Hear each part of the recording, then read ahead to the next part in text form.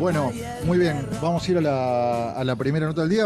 Estábamos discutiendo acaloradamente de, Sí, de las repercusiones de las repercusiones de de la decisión la de decisión Macri. que anunció Macri el domingo. Ya tenemos en línea a Gustavo. Lo teníamos, pero Sí, lo tenemos en línea un perdíamos. analista político con el que nos va a ayudar a entender un poco, o que nos va a dar por lo menos No, su su visión. mirada y Está su claro visión que. y su análisis de la... No, No nos por vamos a ahí... poner de acuerdo, igual decís Pero vos. digo, este ¿Eh? ejercicio de pensar distinto y poder discutirlo No, Sí. es básico y es lo que nos falta a los argentinos hace mucho tiempo, ¿no? Porque Sí. digo. no, igual de todo esto subyace también, digamos, lo que nosotros decimos siempre, que es, bueno, la búsqueda de la estrategia política, qué sé yo, y después, bueno, hay un montón de problemas que no se está hablando. Las plataformas, los candidatos presidenciales, hay un Bueno, montón de cosas de las que no están hablando. Porque estamos todos preocupados y la agenda de los medios va siguiendo, y si este, si el otro, la estrategia, la rosca. Y me parece que hace mucho tiempo que estamos con esta rosca y dale, que te sí, dale. sí, sí. Y digo, ¿cuánto hace que no se hacen, o que no se transparentan o se difunden esas plataformas que antes uno, ¿te acordás que te daban una especie de publicación como una plataforma política? Bueno, eso no está pasando. Ujú. Bueno, muy bien. Vamos a conversar ahora entonces con el analista político Gustavo Córdoba. Gustavo, ¿cómo te va? ¿Nos escuchás? Los escucho perfecto, espero que ustedes también a mí. Sí. Ujú. Bueno, Gustavo es consultor y analista político y director de Subán Córdoba y Asociados, la consultora. Bueno, Gustavo, ¿cuáles son tus primeras, las primeras repercusiones, los primeros impactos sobre el tablero político que vos ves de la decisión que anunció Macri de no ser candidato? Prácticamente ninguna, Ujú, porque en la previa nosotros veíamos que Macri era la peor imagen política de la Argentina, ujú, superando por poco, pero superando a Cristina Fernández, y ujú. sosteníamos en la previa que la política argentina muchas veces comete el error de mirarse a sí misma desde la PASO o desde la primera vuelta, y debiera mirarse desde el 2003, desde la segunda vuelta, ¿no? Perfiles de candidaturas que generan entusiasmo y adhesión en los núcleos duros son muy buenas candidaturas para la PASO y la primera vuelta, pero el régimen electoral argentino te lleva hasta la segunda vuelta. Entonces, si vos no pensás en candidaturas que tengan la capacidad de ir agregando a medida que van avanzando en el proceso electoral, estás armando una muy mala estrategia y va a terminar mal. Por eso, desde el principio nosotros sosteníamos que tanto Macri como Cristina eran muy buenos candidatos de paso, pero no eran buenos candidatos para esta elección, porque indudablemente no tienen las condiciones como para ir agregando a sectores moderados. De hecho, yo creo que hay, si podemos ver algún gran ganador de esta decisión de Macri, yo diría es Horacio Rodríguez Larreta, Ujú. eh, eventualmente también Sergio Massa, porque deja el espacio para seguir viendo con mucha claridad, con mucha nitidez, esta idea de la moderación, ¿no? Del vértigo que produce la sensación de la incorporación de Milei con chances, ¿no? Me parece que está bueno también que se incorpore la idea de una mirada moderada para conducir los destinos de la Argentina a partir de diciembre de este año. Ujú. ¿Y en el peronismo cómo impacta esto? Y en Cristina, ¿esto obliga a Cristina a bajarse? Si es que Cristina evalúa ser candidata, no lo sabemos, ¿no? No, Cristina creo que ella la ha anunciado públicamente que no es candidata. Ujú, Además, tiene la misma característica que Macri. Nadie duda que ella es la cabeza o el centro del núcleo duro del voto del Frente de Todos, ¿sí? Pero su condición electoral, y ella ya lo demostró hace 4 años cuando lo nominó Alberto Fernández, ella sabe bien que tiene 29 puntos en la PASO, 30 en primera vuelta y 31 en segunda vuelta. Es decir, No su suma. capacidad de ir incorporando adhesiones electorales es baja. ujú. Entonces, yo creo que ella se descarta naturalmente porque no tiene capacidad de ir a buscar una victoria. Ahora, habrá que ver si el gobierno requiere de dos grandes cuestiones, ¿no? Primero, encontrar un candidato moderado y segundo, bajar la inflación de 3 dígitos a algo más acomodado, ¿no? Porque definitivamente, porque puede tener un candidato moderado y no bajar la inflación y las chances del gobierno prácticamente van a verse extinguidas, ¿no? En el acto. ¿Quién puede ser ese candidato moderado? Massa, ¿Scioli? Scioli, ¿no? Y cualquiera de los dos, yo pienso más en Massa, Claro, pero porque es un candidato Massa que, enfrenta este problema del que vos hablás, que Sí, es es el padre de el que la está al inflación, frente de la ¿no? inflación, y la inflación que iba a bajar a 3 puntos sigue en 7, ¿no?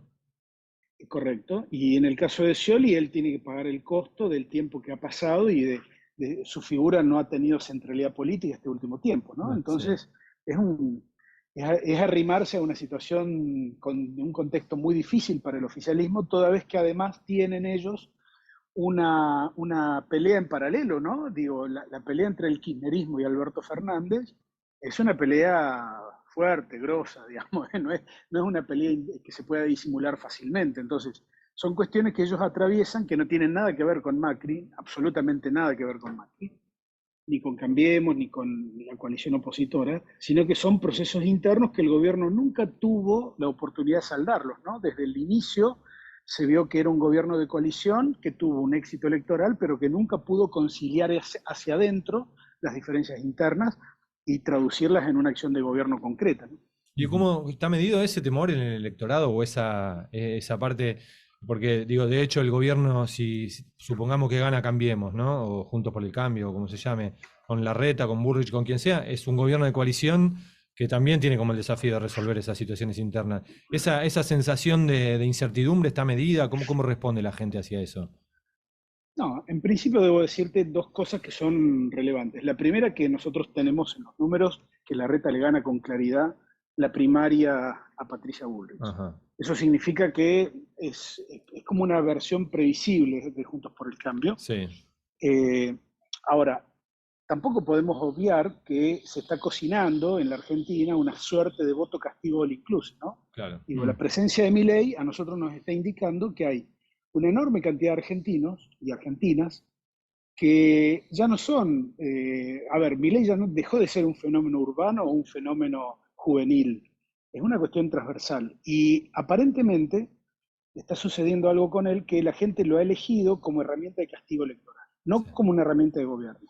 Ahora, si la política tarda en darse cuenta de generar acuerdos o consensos básicos, ¿no? Yo creo que Milei va a seguir creciendo, como está creciendo en muchas provincias. ¿Puede llegar a la segunda vuelta, Milei? Y yo diría que hoy Milei tiene inclusive chance de ganar en primera. Ahora, hay que ver... ¿Cómo de ganar en primera?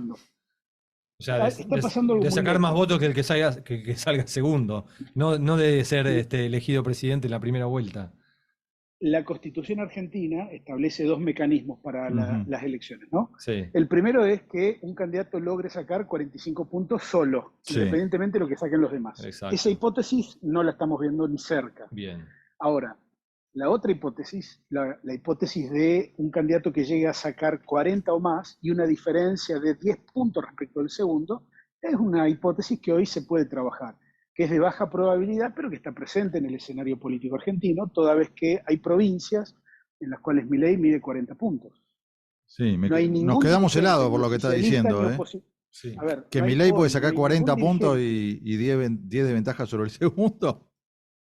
A ver, no hay ningún dirigente, ni oficialista, ni opositor de Juntos por el Cambio, que en algún lugar de la Argentina mida 40 puntos o más. No. Entonces, ¿qué creo yo? Que este es un punto de construcción y de ingeniería electoral. A ver, los equipos de campaña en este momento lo que tienen que estar pensando y trabajando, ¿cómo hacen para unificar sus electorados que hoy están divididos? Les voy a dar un ejemplo. Yo ya les dije que Larreta le gana con comodidad a Patricia Bullrich. Ahora, ¿cuál es el problema de Juntos por el Cambio? Que el votante de Patricia Bullrich, vamos a denominarle el votante halcón, en una hipótesis de primera vuelta va en una proporción mayor a Milei que a Horacio Rodríguez Larreta. Entonces, piensen ustedes la dimensión de este problema, ¿no? Si en la PASO, Juntos por el Cambio mide 40 puntos, que es lo que viene sacando esa fuerza en las últimas dos elecciones nacionales. Tanto en el 19 como en el 21 anduvo alrededor del 40-41%. En primera vuelta esa fuerza, cualquiera de los candidatos no supera el 27-28%. Entonces esa incapacidad de retener a su propio votante está indicando, digamos, las debilidades estratégicas que hoy tienen todos los espacios. Porque el gobierno nacional también tiene un dilema. Hoy el gobierno nacional en ninguna variante supera el 30%. Imagínense ustedes lo que significa para el peronismo perder, por ejemplo, la Cámara de Diputados, ¿no? Porque el peronismo viene a hacer una elección de 31 puntos hace 2 años. Y si vuelve a repetir una elección de 30 puntos, la Cámara de Diputados va a ser mayoritariamente antiperonista. Perdón, Gustavo, ¿dónde Milei mide 40 puntos? ¿En qué lugar del país? Por ejemplo, Tucumán. Con Bussi, ¿no? Por ejemplo, Salta, por ejemplo, Mendoza, por ejemplo, Entre Ríos.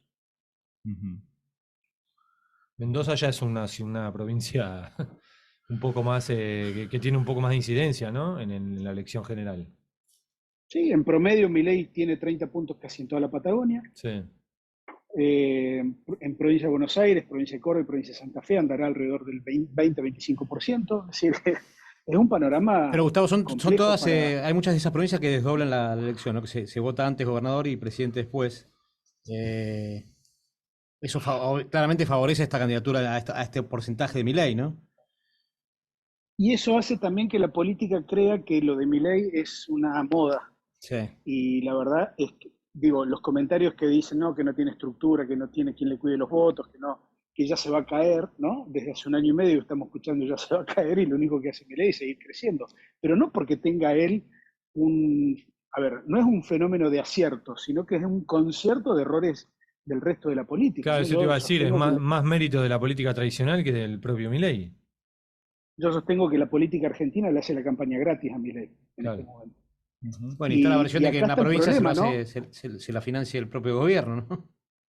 Mirá, a ver, yo lo que creo es que la política debiera estar a la altura de este 40 aniversario de la democracia, ¿no? Y Sí. generar acuerdos democráticos y generar acuerdos de gobernabilidad. Porque en definitiva, el malestar ciudadano tiene que ver con la falta, digamos, de resultados económicos de las distintas gestiones de gobierno. Claro. Ahí está el gran secreto.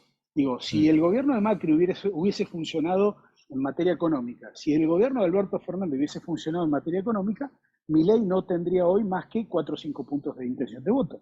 Sí. Entonces, ahí hay un punto en el cual cada fuerza política debiera acordar con la otra a ver si, bueno, a ver qué temas sacamos y qué temas generamos como política de Estado. A ver, por ejemplo, es tan difícil planificar salir de esquemas altamente inflacionarios sin acuerdos sociales o políticos. Yo creo que la receta individual unilateral no existe, es impracticable y es lo que venimos viendo cómo fracasan los gobiernos uno tras otro, ¿no? Y vemos cómo la economía de cada uno de nosotros es imposible de planificar más allá del día a día. Imaginemos a nivel macro, a nivel empresas, a nivel actividad privada, ¿no? Es un desastre. Entonces, ahí está el punto en el cual, en este contexto de desesperación, mucha gente elige a Milei para castigar, no para gobernar, ¿no? Gustavo, te saco un segundo de Milei y te pongo en la hipótesis de un gobierno del PRO, ¿no es cierto? De Horacio Rodríguez Larreta o de Patricia Bullrich. Recién veníamos discutiendo cuál es el lugar que se imagina para sí mismo Mauricio Macri en una eventual presidencia de Larreta de Bullrich. ¿Cómo lo ves vos? Posiblemente Macri le ofrezcan la Cancillería, cualquiera de los dos. Yo lo veo más con mayor potencialidad a Larreta de llegar. No obstante, creo que va a ser un gobierno signado por esto que planteaba, ¿no? Si es un gobierno que de entrada plantea acuerdos macro con el resto de las fuerzas políticas, me parece que va a ser un gobierno que tiene alguna chance de transformar y de cambiar algunas estructuras económicas de la Argentina. Ahora, si es un gobierno de núcleo duro que viene a buscar revancha y a sostener que sus políticas son las únicas que sirven, me parece que vamos a tener una especie de loop interminable de victorias y de derrotas, ¿no? Así, no va a cambiar absolutamente nada. Bueno, interesante, nos dejó... Veníamos discutiendo otras cosas y los datos de Milei nos dejaron patas para arriba, pero bueno, es un dato claramente para seguir. De cualquier modo, dos cositas. Sí. Ustedes hablaban hace un rato de los jefes de gobierno de la Ciudad de Buenos Aires que se transforman en presidente, ¿no? Sí. Digo, yo como hombre del interior tengo que planteárselos porque no puedo dejárselas pasar. Digo, una de las consecuencias negativas del Pacto de Olivos, de varias, es la disolución del colegio electoral, que de alguna manera armonizaba y equilibraba, ¿no?, los poderes que hoy tienen, por ejemplo, los que viven en Capital Federal con la concentración mediática y económica. Eso se perdió. Por lo tanto, ustedes vean que hoy a algún político argentino, si quiere ser presidente, le conviene ser vecino de la Ciudad de Buenos Aires e intentar ser primero jefe de gobierno. Sí, eso igual Gustavo, claro. también Además, déjame a mí discutirte eso, ¿no? Porque también el colegio electoral lo que posibilitaba era que un candidato que tuviera menos votos que otro fuera elegido presidente, ¿no? Bueno, pero ahí está el carácter federal. Digamos, si no cambiamos la Constitución, declarémonos unitario y vamos para adelante. Entonces, acá hay una cuestión central del poder en la Argentina. Ustedes saben que para cambiar, por ejemplo, el régimen de coparticipación de las provincias se necesita la unanimidad de los gobiernos provinciales, ¿no? Entonces es imposible cambiarlo. Sí. Hoy hay un sistema inequitativo en términos fiscales, y ni hablar en términos políticos. Ustedes saben muy bien, por ejemplo, que la representación de las provincias, por ejemplo, en el Congreso, es menor a la que tiene Capital Federal. Hoy, para tener un diputado Capital Federal, necesita muchísimo menos votos que en Córdoba, Buenos Aires o Santa Fe. Si se aplicara la regla, digamos, del censo y la cantidad de población por diputado nacional, ¿no? Capital, por ejemplo, perdería 6 diputados, Córdoba ganaría, por ejemplo, 9, Santa Fe creo que 8, Provincia de Buenos Aires ganaría 40. Entonces, hay planteos de fondo que requieren, digamos, que una vez por todas la economía argentina se tranquilice para que podamos proceder a la reforma de fondo, ¿no? Me parece que este es el planteo. Sí, no, para terminar mi pensamiento, perdón, sobre el tema anterior, yo estoy de acuerdo que un problema, uno de los problemas más importantes que tiene Argentina es justamente que el poder desmesurado de Buenos Aires con respecto al resto del país, ¿no? Pero no sé si eso se resuelve restaurando el colegio electoral en las elecciones, ¿no? Me parece que se resuelve más con las otras cuestiones que vos estabas diciendo, de la coparticipación y demás, ¿no? Una reforma política profunda. Y por último, déjenme decirles, ¿no? Vuelvo a insistir con los 40 años del retorno a la democracia en Argentina. Sí. Creo que este es un contexto adecuado en donde hay que pedirles diálogo a los políticos argentinos. En nuestra última encuesta nacional preguntamos eso, y el 92% de los argentinos está de acuerdo con la idea de que los políticos argentinos deben dialogar más, porque pareciera que es un pecado, ¿no? Dialogar. Recuerden cuando se juntó Cristina Fernández con Melconian, por poco estalla la Argentina, y creo que eso forma parte de mecanismos de intolerancia que hoy están instalados, que debieran revertirse. Creo que ahí están los anticuerpos que debiera generar la política argentina, ¿no? Mayor democraticidad, mayor consenso, mayor diálogo, porque la vuelta del totalitarismo y de las intolerancias en la Argentina está a la vuelta de la esquina. Ahí, es como una amenaza que se está generando, y como dije hace un ratito, es como una especie de voto castigo all inclusive. No es que es un castigo para el que está o un castigo para el que estuvo antes, ¿no? Es para todos los que han gobernado en la Argentina. Sí. Bueno, un buen cierre, creo, para la nota. Gustavo Córdoba, consultor y analista político, director de Subán Córdoba y Asociados. Muchísimas gracias, Gustavo, por este diálogo con nosotros. Al contrario, fuerte abrazo. Abrazo, chao.